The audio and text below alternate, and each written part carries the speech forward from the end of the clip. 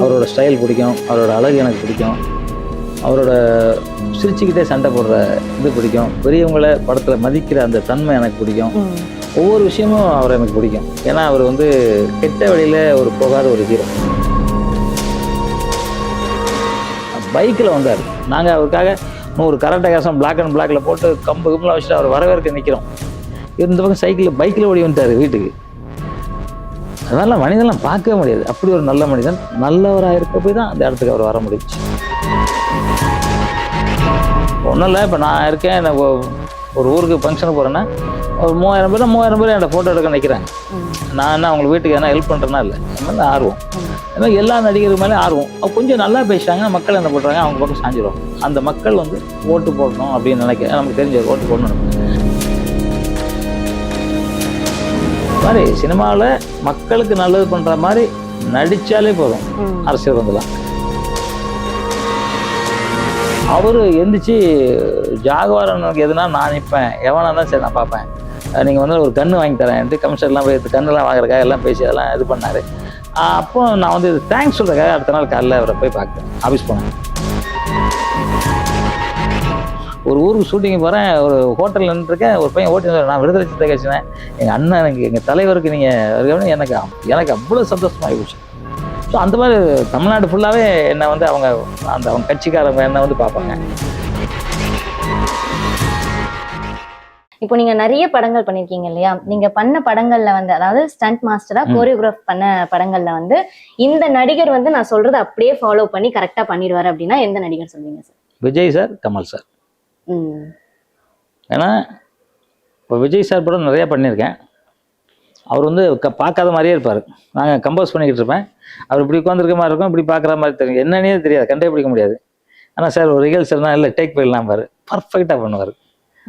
ஏன்னா அவர் வந்து நடிகர் திலம் சிவாஜி கணேசன் கூட ஒர்க் பண்ணியிருக்கேன், இவர் கூட ஒர்க் பண்ணியிருக்கேன். நடிகர் திலம் சிவாஜி கணேசன் அவர்கள் 6 மணிக்கு ஸ்பாட்டில் 5:40 வந்து உட்காந்துருப்பார் மேக்கப்போட. இதே மாதிரி இவர் மேக்கப்போட அந்த மாதிரி 6 மணிக்கு முன்னாடி உட்காந்துருவார். சின்சியர் தொழிலில். அதனால் அவர் வந்து பர்ஃபெக்டாக பண்ணுவார். விஜயை பத்தி சொன்னதுனால இந்த கேள்வி சார். இப்போ விஜயுடைய படங்கள், அதாவது ஷாஜகான், பிரியமுடன், பகவதி, இந்த படங்கள்ல வந்து உங்களுக்கு விருது பெற்றீங்க இல்லையா? ஸோ அந்த அனுபவங்கள் பத்தி சொல்லுங்க சார். அதான் சார் வந்து என்னோட ஸ்டூடெண்ட்டு. அவரோட ஒரு 10 படத்துக்கு மேலே நான் ஒர்க் பண்ணியிருக்கேன், மாஸ்டராக பண்ணியிருக்கேன். வந்து இப்போ ஃபஸ்ட்டு ஷாஜகான், என்றென்றும் காதல், பிரியமுடன் நினைக்கிறேன், அப்படி தான் ஆர்டராக நினைக்கிறேன். எனக்கு ஷாஜகான் படம் வந்து நாங்கள் வந்து ஒரு ஆர்பி சவுத் ஈஸ்டர் ப்ரொடியூசரு இங்கே மவுண்ட் ரோட்டில் ஒரு கோயம்பேடு மாதிரி ஒரு செட்டு போட்டு ஃபைட் எடுத்தோம். அதில் வந்து என்ன சீக்வன்ஸ்னால், ஒரு பொண்ணு, அந்த பொண்ணை வந்து லவ் பண்ணியிருக்கோம். அது வந்து வீட்டில் ஒத்துக்க மாட்டாங்க. விஜய் சார் கேரக்டர் என்ன, அவங்கள கூப்பிட்டு போய் கல்யாணம் பண்ணி வச்சுருவார். அதுதான் கேரக்டர். இப்போ வந்து அதை கூப்பிட்டு போகும்போது அவர் வந்து ஒரு மினிஸ்டரோட பொண்ணு. அது ஆனால் மினிஸ்டர் ஆளுங்க வந்து வழிமறிச்சிருவாங்க, கோயம்பேடு மார்க்கெட்டுக்குள்ளே வழிமறிச்சிருவாங்க. இவர் வந்து வழிமறிச்சோடனே நான் ஒரு கிக் ஐடியா பண்ணேன். என்னென்னா, இந்த ஹேண்ட்பேரை பிடிச்சிட்டு அப்படியே எகிரி ஃபைட்டர்ஸில் அடிச்சுட்டு ஒரே ஸ்டார்ட்டில் உட்காந்து போகணும். அது மாதிரி ஸ்டார்ட்டு. அதுக்கப்புறம் திருப்பி ஃபைட் இருக்கும். இது வந்து நான் முதல்ல கம்போஸ் பண்ணி இது பண்ணி மானிட்டரில் பதிவு பண்ணி வச்சுட்டோம். இப்போ விஜய் சார் சொன்னார், இப்போ ஓவராக இருக்குல்ல மாஸ்டர் அப்படின்னாரு. ஏன்னா அவர் ரொம்ப லைக் பண்ண மாட்டார், ஓவராக வந்து வர மாட்டார். பகவதிக்கு எங்களுக்கு அவரும் அவ்வளோ பிரச்சனை, இதை பண்ணியணும் அப்படின்லாம் சொல்லி அதெல்லாம் அது அப்புறம் சொல்லிக்கிட்டே இருக்கேன். இப்போ வந்து வேறு கம்போஸ் போயிட்டோம். சரி, ஹீரோ வேணாங்கிறாரு. சரி ஓகே அப்படின்னு சொல்லிட்டு வேறு கம்போஸ் போய் பண்ணிகிட்டே இருக்கோம். சவுத் ஸ்டார் செட்டுக்கு வராரு. வந்துட்டு என்னப்பா எடுத்தீங்க அப்படின்போது அவர் அதை மானிட்டர் அப்படியே பார்க்கும்போது இந்த நான் சுற்றி அடித்தது மானிட்டரில் இருக்குது, இதே விஜய் பண்ணிட்டாப்லையான்னு கேட்குறாரு. பண்ணல சார். ஏன் பண்ணி நல்லா இருக்கே அப்படின்னு இருக்காரு. தேட்டர் பயங்கர கிளாப்ஸ் வாங்கும் அப்படின்னோடனே அப்புறம் விஜய் சார் பேசியிருக்காரு. விஜய் சார் உடனே அவருக்கும் கொஞ்சம் அவர் மானிட்டர் அப்போ தான் பார்க்குறாரு. பார்த்த உடனே அவர் என்ன பண்ணிட்டாரு, நல்லா இருக்குல்ல பண்ணலாம் அப்படின்ட்டு முடிவு பண்ணிட்டார். அப்புறம் என் அசிஸ்டண்ட்டை கூப்பிட்டு, மாஸ்டர்கிட்ட நான் சொன்ன மாதிரி சொல்லாதீங்க, நீங்களா சொன்ன மாதிரி சொல்லுங்க அப்படின்னு சொன்னார். சரி ஓகே, யார் சொன்னாலும் ஓகேன்னு சொல்லி திருப்பி அந்த ஷாட் எடுத்தோம். அந்த ஷாட் வந்து என்னென்னா, அதே மாதிரி ஹேண்ட்பேரில் வந்து அடித்து அந்த ஒரே சைடில் உட்காந்து ஒரே சைடில் வண்டி மூவ் ஆகும். அப்படி ஷாட் ஃபிக்ஸ் பண்ணி எடுத்து நல்லா பண்ணிட்டாரு. அங்கேயே மார்க்கெட்டில் set junior arts, company arts எல்லாமே கைத்தட்ட ஆரம்பிச்சிட்டாங்க.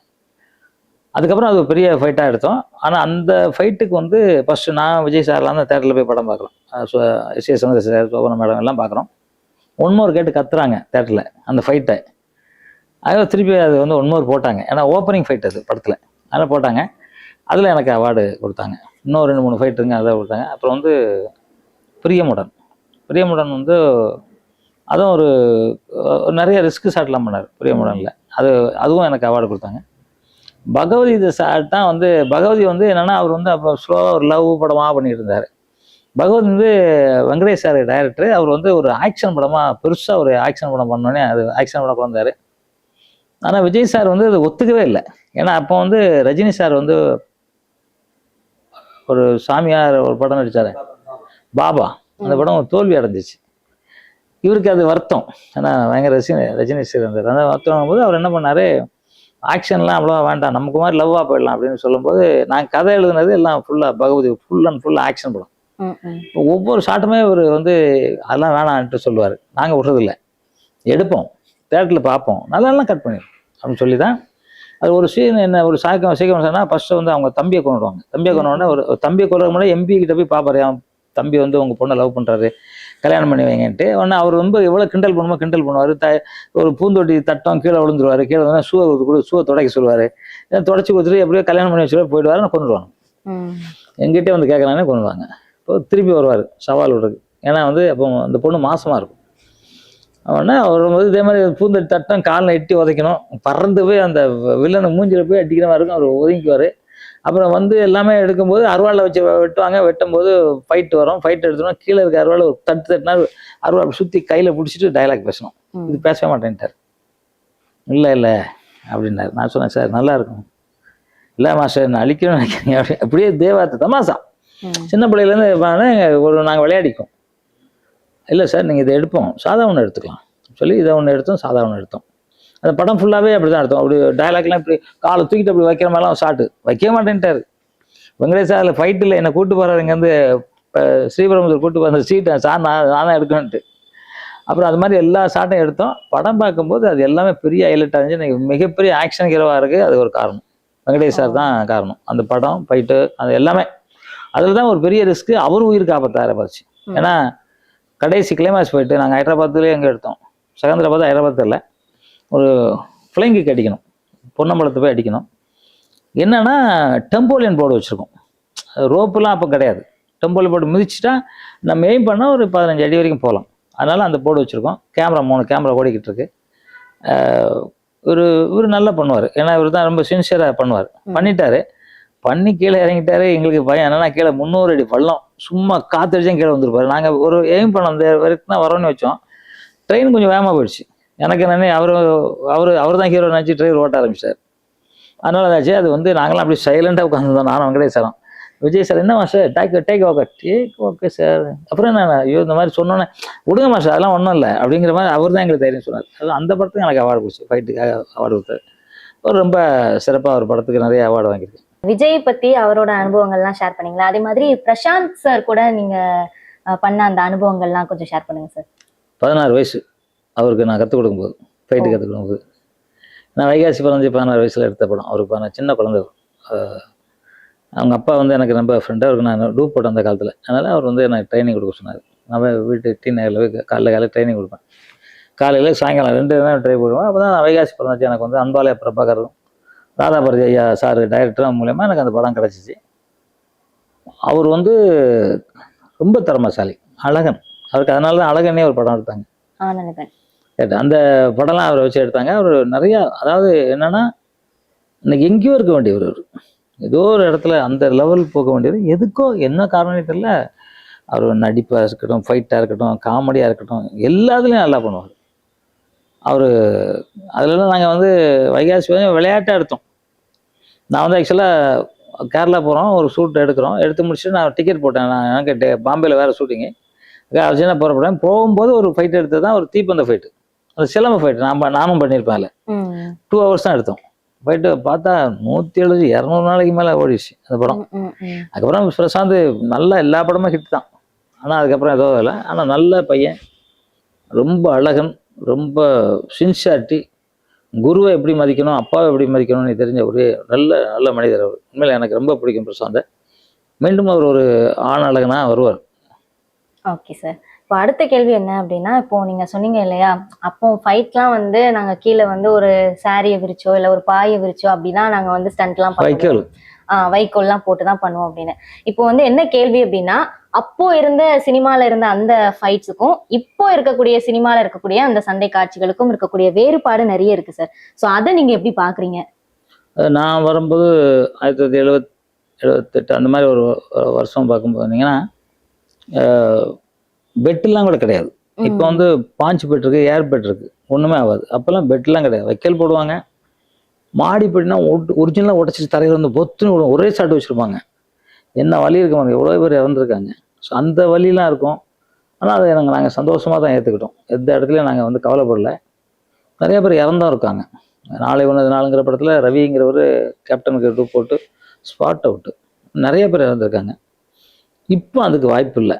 ஆனால் அந்த காலத்தில் வந்து புரட்சி தலைவர் எம்ஜிஆர் அவர்கள் சிலம்பு சுற்றுறதா இருக்கட்டும், கத்தி ஃபைட்டாக இருக்கட்டும், உடல் அழகாக இருக்கட்டும், அந்த மொழி எல்லாமே வந்து பயிற்சி பண்ணணும் இல்லையா? அந்த பயிற்சி எல்லாருக்கும் ஆனந்தனாக இருக்கட்டும், ரஞ்சனா இருக்கட்டும், எம்ஜிஆர் அவர்கள், ஜெயசங்கர், ரவிச்சந்திரன், இது அப்படியே அந்த ரஜினி சார் இருக்கட்டும், கமல் சார்லாம் ரொம்ப நல்ல ஆக்ஷன் ஹீரோ, எல்லாமே தெரியும் அவருக்கு. அவர் இது மாதிரி எல்லாமே இருக்கும்போது எல்லாமே ஒரிஜினலாக பண்ணாங்க. இப்போ பார்த்தீங்கன்னா திடீர்னு பார்த்தீங்கன்னா கமல் சார் வந்து ஹாஸ்பிட்டலில் அடிபட்டுச்சு ஷூட்டிங்கில் எல்லாம் சொல்லுவாங்க. அது மாதிரி அவர் ஒரிஜினலாக அவரும் ரொம்ப பண்ணுவார். எங்களுக்கு டெய்லி அடிப்படும், டெய்லி ஆஸ்பத்திரி போய் தான் இருப்போம், வந்துக்கிட்டு தான் இருப்போம். ஆனால் அதே இது நாங்கள் பண்ணுவோம். ஏன்னா அது வேறு வழி இல்லைங்கிற மாதிரி இருந்துச்சு. அதில் வந்து உடம்பு நல்ல ஹெல்த்தாக இருந்துச்சு. ஏன்னா நம்ம இன்னைக்கு இவ்வளோ பண்ணணும்னா நல்லா எக்ஸசைஸ் பண்ணணும், நல்லா உடம்பை நல்லா வச்சுக்கணும், எல்லாருக்கும் அக்கறை இருந்துச்சு. இப்போ என்னென்னா அந்த எல்லாமே ரோப் ஐட்டம் வந்துச்சு. ரோப் ஐட்டம்லாம் எந்த ஐட்டம் இப்போ சிஜி ஒர்க் வந்துருச்சு. இப்போ அப்போல்லாம் நாங்கள் ஹெலிகாப்டர்லாம் ஒரிஜினலாக குதிச்சிருக்கோம் கடலுக்குள்ளே. இப்போல்லாம் ஹெலிகாப்டர்லாம் குதிக்கிற மாதிரி நானே இப்போ ஒரு படம் எடுத்திருக்கேன். ஹெலிகாப்டர் ஏதோ ஒரு ஹெலிகாப்டர் காமிச்சு அங்கேருந்து கீவ் பண்ணி குதிக்கிறதெல்லாம் நான் எடுத்திருக்கேன். ஒன்றுமே தேவையில்லை இப்போ. ஸோ அது மாதிரி ரிஸ்க்கு தேவை இல்லை.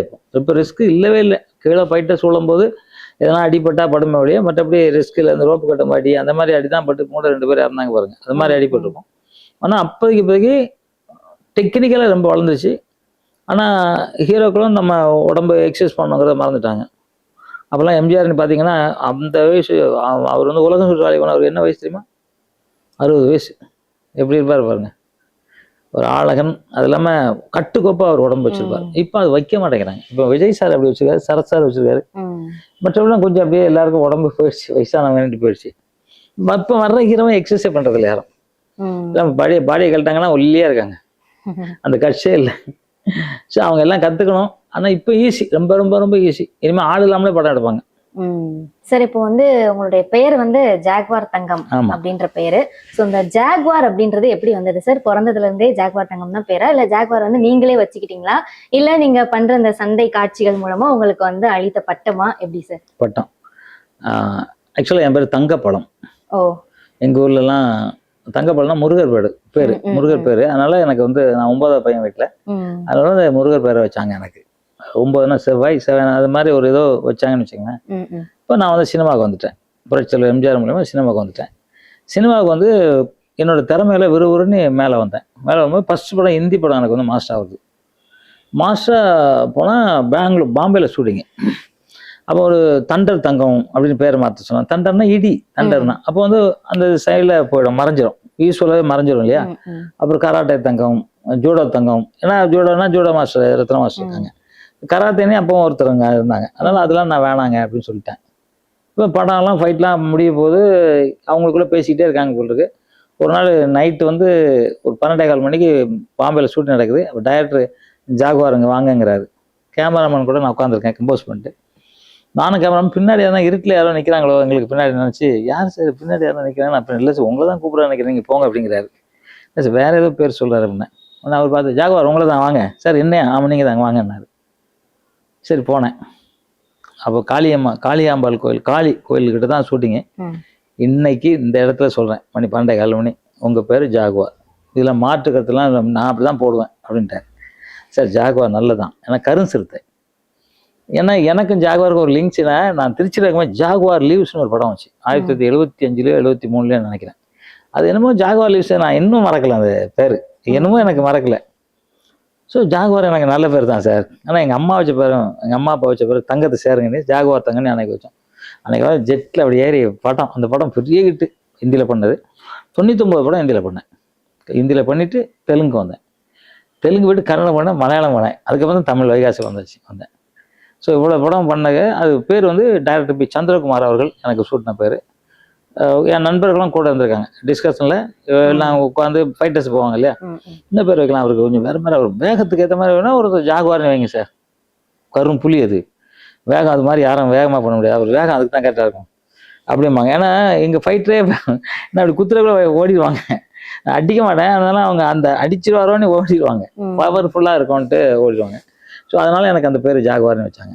ஓகே சார், நீங்க வந்து ஏற்கனவே சொல்லியிருந்தீங்க இல்லையா, அதாவது உங்களுடைய மாஸ்டர் வந்து உங்களுக்கு சொல்லிக் கொடுக்கும்போது நீங்க வந்து ரொம்ப ஸ்பீடா இருப்பீங்க, நீ ரிஸ்கான ஒரு இதுனா இவரை கூப்பிடலாம் அப்படின்னு சொல்லிட்டு உங்களை கூப்பிட்டாங்க. அந்த மாதிரி உங்களுடைய அசிஸ்டன்ஸ்ல வந்து இவங்களை வந்து ரிஸ்கான ஃபைட்டுக்கு இவங்களை கூப்பிடலாம் அப்படின்னா நீங்க யாரை கூப்பிடுவீங்க சார்? Peter gain, Anal Arasu. ஏன்னா இவங்க என்கிட்ட, அனலரசோட அப்பாவே என்கிட்ட ஒர்க் பண்ணாரு, பீட்டர் கெயினோட அப்பாவும் என்கிட்ட ஒர்க் பண்ணாங்க. இவங்களாம் குழந்தைங்க, சின்ன பசங்க. வீட்டுக்கு வருவாங்க, வந்துட்டு எங்கள் வீட்டில் டிஃபன்லாம் சாப்பிட்டு உட்காந்துட்டு ஒய்ஃப்ட்ட விளையாட்டு போவோம். அது அப்படியே பசங்க. அவங்க ஃபைட் ஆனோன்னு நான் தான் ஃபஸ்ட்டு வேலை கொடுத்தேன். ஃபஸ்ட்டு வேலை கொடுத்தம்போது அநேகமாக அனலரசுக்கு வந்து ஃபஸ்ட்டு படம் வந்து பகவதின்னு நினைக்கிறேன், பகவதி தான் ஃபஸ்ட்டு. விஜய் சாருக்கு 2 போட்டேன். பீட்டர் கெயின் வந்து ரிஸ்க் ஷாட் எதாக இருந்தாலும் பண்ணிடுவான், பயப்பட மாட்டாப்புல, அவரை கூப்பிடுவேன். ஏன்னா அந்த 2 பேரும் எனக்கு வந்து 2 பேரும் என் கூடவே தான் நிற்பாங்க. ஏன்னா கண்டினியூ ஒரே டைமில் தான் அவங்க வந்தாங்க, ஒரே டைமில் என் கூட தான் அப்படியே தயாராகி இன்னைக்கு வந்து டாப் 1 ஃபைட் மாஸ்டர் 2 பேருமே. ஸோ அது மாதிரி நிறைய பேர் இருக்காங்க என்னட்ட கற்றுக்கிட்டவங்க, நிறைய பேர் இன்னைக்கு மாஸ்டர் இருக்காங்க, நிறைய பேர் சக்ஸஸ்ஃபுல்லாக ஒர்க் பண்ணிட்டு இருக்காங்க. அடுத்து என்னன்னா, இப்போ அரசியலுக்கும் நம்முடைய தமிழ் சினிமாவுக்கும் ஒரு மிகப்பெரிய பாண்ட் இருக்கு அப்படின்னே சொல்லலாம். அப்போல இருந்து, அதாவது எம்ஜிஆர்ல இருந்து வந்து அவர் ஒரு நடிகரா இருந்து, கலைஞர்ல இருந்தே வந்து நடிகரா இருந்து அதுக்கப்புறம் அரசியலுக்கு வந்து அந்த மாதிரி போயிட்டாங்க. சோ உங்களுடைய எக்ஸ்பீரியன்ஸ் கலைஞர்கிட்ட இருந்து இப்போ இருக்கக்கூடிய தலைவர்கள், அதாவது விஜய் வரைக்கும், இப்போ விஜயும் அரசியலுக்குள்ள வந்திருக்காரு இல்லையா, சோ விஜய் வரைக்கும் உங்களுடைய எக்ஸ்பீரியன்ஸ், ஒவ்வொரு நடிகர்கள் கிட்டையும் ஒவ்வொரு அரசியல் தலைவர்கள் கிட்டையும் உங்களுடைய அனுபவங்கள். எனக்கு வந்து என்ன வந்து இந்த திரை உலகத்துக்கு கூட்டிட்டு வந்தது புரட்சி தலைவர் எம்ஜிஆர் அவர்கள்.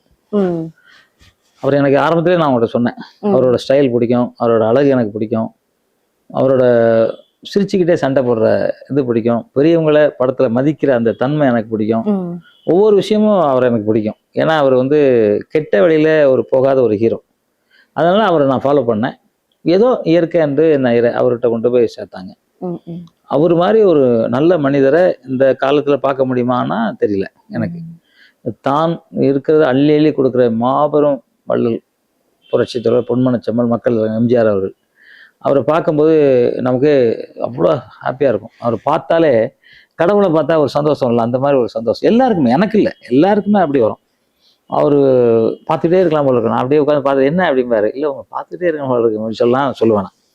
ஏன்னா அவரும் ஒரு நல்ல சித்தர், அவர் நல்ல யோகாசனம் அனைத்து கலையும் தெரிந்த ஒரு மாபெரும் ஆள். அவர் பாட்டெலாம் தோத்ததில்லை, அவர் படமெல்லாம் தோத்ததில்லைன்னா காரணம் அவரோட பேக்ரவுண்ட், அவ்வளோ பேக்காக அவர் படத்தை கொண்டு போய் கொடுப்பாரு. அது மாதிரி அவர் எனக்கு ரொம்ப பிடிக்கும். அதுக்கு எம்ஜிஆர் அவர்கள் எனக்கு அப்படி பிடிக்கும். அதுக்கப்புறம் பார்த்தீங்கன்னா கலைஞர் ஐயா அவர்களும் வந்து ஆரம்பத்தில் சினிமாவுக்கு கதை வசனம் எழுதி, அப்புறம் வந்து எம்ஜிஆர் அவர்களும் பயங்கர க்ளோஸ், சிவாஜி சாரும் பயங்கர க்ளோஸ். அப்படியே வந்து ஒரு கட்டத்தில் அண்ணா அவர்கள் வந்து தவறும்போது ஐயா வந்து சிஎம் ஆக்குறாங்க, புரட்சியாளர் எம்ஜிஆர் தான் சிஎம் ஆக்குறாங்க. அன்னையிலேருந்து அவரும் வந்து திரையுலகத்துக்கும் சரி மக்களுக்கும் நிறையா நல்லது செஞ்ச ஒரு மிகப்பெரிய கலைஞர் தான் சொல்லலாம். அவர் நடிச்சும் இருக்காரு, நடிகராகவும் அவரை சேர்த்துக்கலாம். அவர் பெரிய கலைஞர். ஜெயலலிதா வந்து 1981 எனக்கு அவங்க பழக்கம். படத்தில் நடிக்கல, புரட்சியாளர் எம்ஜிஆர் வந்து எனக்கு அவங்க கூட அவங்க வெளியூர்லாம் போய் நான் அனுப்பி விடுவார். ஸோ அப்படி அந்த வகையில் எனக்கு வழக்கம். கடைசி வரைக்கும் அவங்க எனக்கு நல்ல பழக்கம். 3 பொது எலெக்ஷனில் நானும் விஜயசாந்தி அவங்களுக்காக பிரச்சாரம் பண்ணியிருக்கோம். 3லையுமே அம்மா வந்து சிஎம் ஆனாங்க. அதனால எங்களுக்கு வந்து தோட்டத்தில் கூப்பிட்டு வந்து பேசுவாங்க. அவங்ககிட்ட 3 தங்கப்பதக்கம் வாங்கியிருக்கேன், 3 சிறந்த சண்டை டைரக்டர்னே 3 பதக்கம் அவங்க கையால் வாங்கியிருக்கேன். கலைஞர்கிட்ட 3 பதக்கம் வாங்கியிருக்கேன், எடப்பாடியார்கிட்ட வாங்கியிருக்கேன். என்னன்னா எல்லாருமே வந்து திரையுலகத்தை சேர்ந்து திரையுலகத்திலேருந்து அரசியலுக்கு போனவங்க. ஸோ அதில் வந்து அவங்க எல்லாமே மக்களை வந்து ஒரு கவர்ந்து இழுத்து அவங்க அரசியல்லையும் இன்னைக்கு நல்லபடியாக பேசுகிற அளவுக்கு இன்னைக்கு இருக்காங்க. அப்புறம் பார்த்தீங்கன்னா கேப்டன் அவர்கள் வந்து அவரு எம்ஜிஆருக்கு ஈக்குவலான ஒரு தங்கமான மனிதர் கேப்டன். ஏன்னா நான் 1978 அவருக்கு நான் கற்றுக் கொடுக்க போகிறேன். அவருக்கு ஃபஸ்ட் 78 நான் பார்க்குறேன்.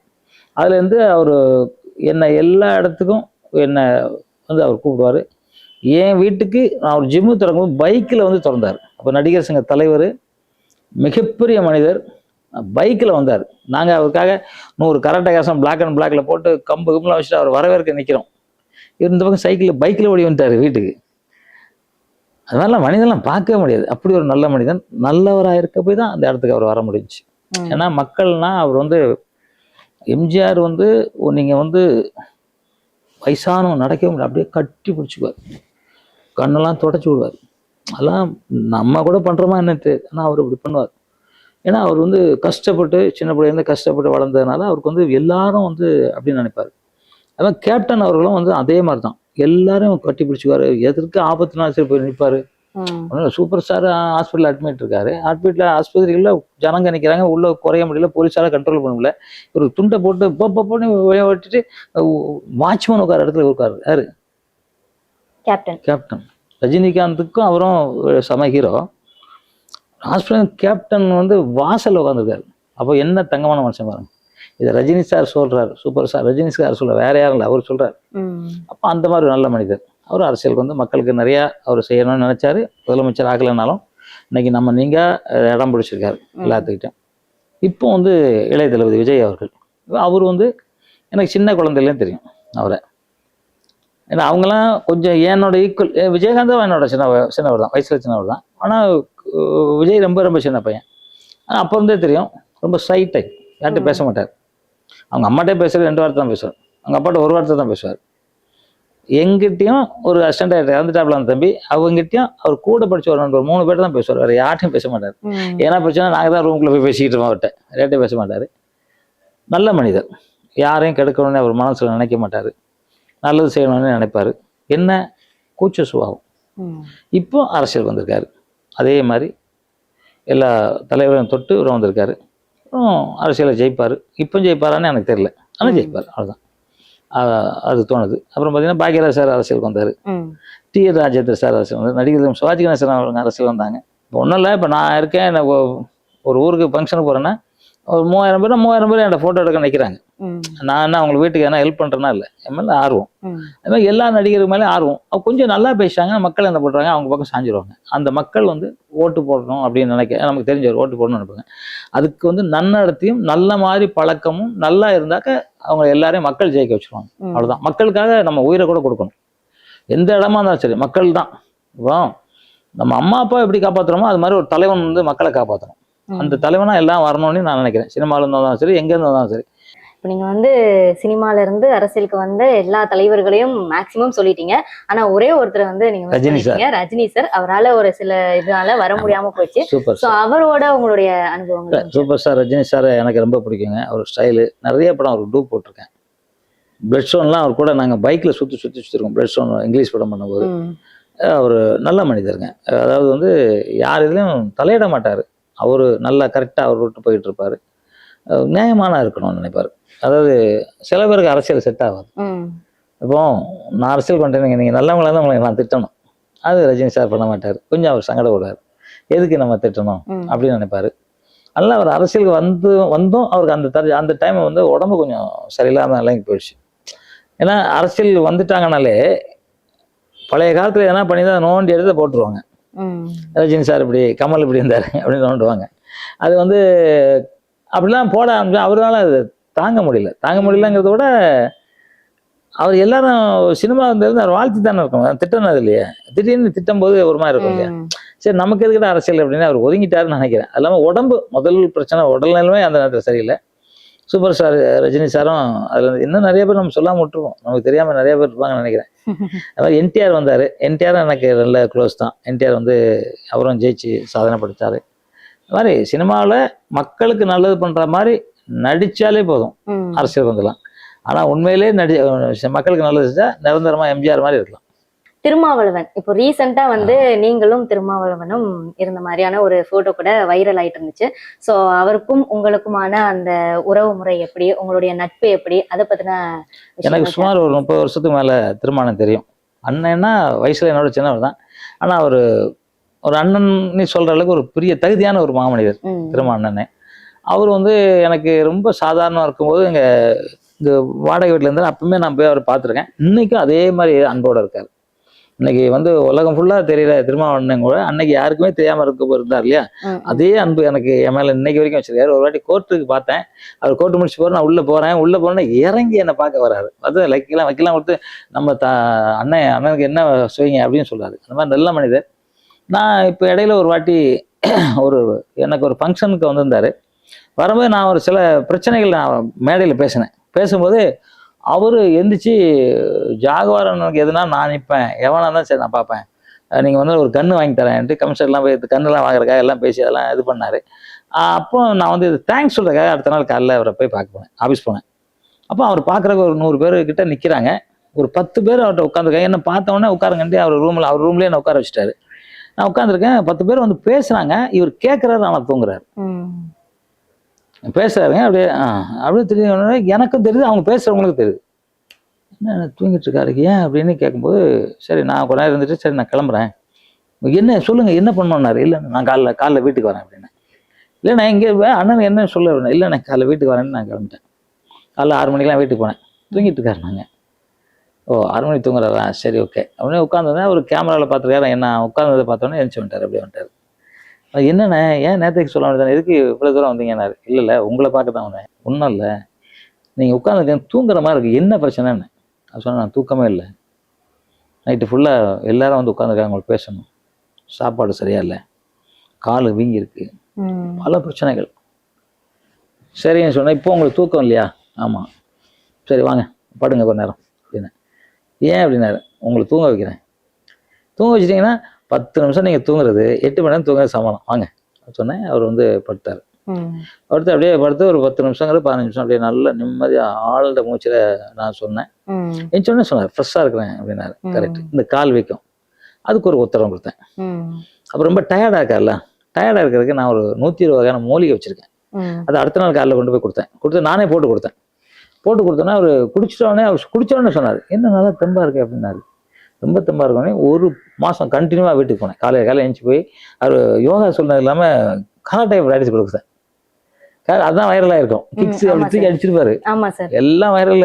நான் இப்போ கூட ஒரு ஊருக்கு ஷூட்டிங் போகிறேன், ஒரு ஹோட்டலில் நின்றுருக்கேன். ஒரு பையன் ஓட்டி நான் விடுதலை சிறுத்தை கட்சினேன், எங்கள் அண்ணன் எங்கள் தலைவருக்கு நீங்கள் எனக்கு அவ்வளோ சந்தோஷமாகி போச்சு.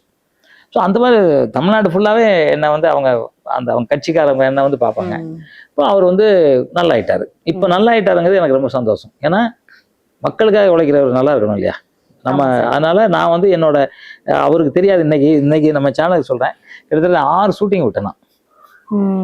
எனக்கு காலைல அவருக்கு போனோம், இங்கே ஷூட்டிங் பண்ணால் நான் 4 நாள் கழிச்சு வேற ஆளை மாற்றி விட்டேன் போனேன். இன்னைக்கு வரைக்கும் அது தெரியும். இப்போ தான் நம்ம சேனல் சொல்கிறேன். ஏன்னா அவர் எனக்கு ரொம்ப பிடிக்கும், எல்லாரையும் ரொம்ப மதிப்பார். அந்த மதிப்பு எனக்கு அவரை நல்லா கொண்டு வரணுங்கிறதுக்காக அவர் உடம்பை கரெக்ட் பண்ணி விட்டேன். அதுதான், அதுக்கு தான் நீங்கள் பார்த்துருப்பீங்க வைரல் ஆனது. ஆமாம் சார்.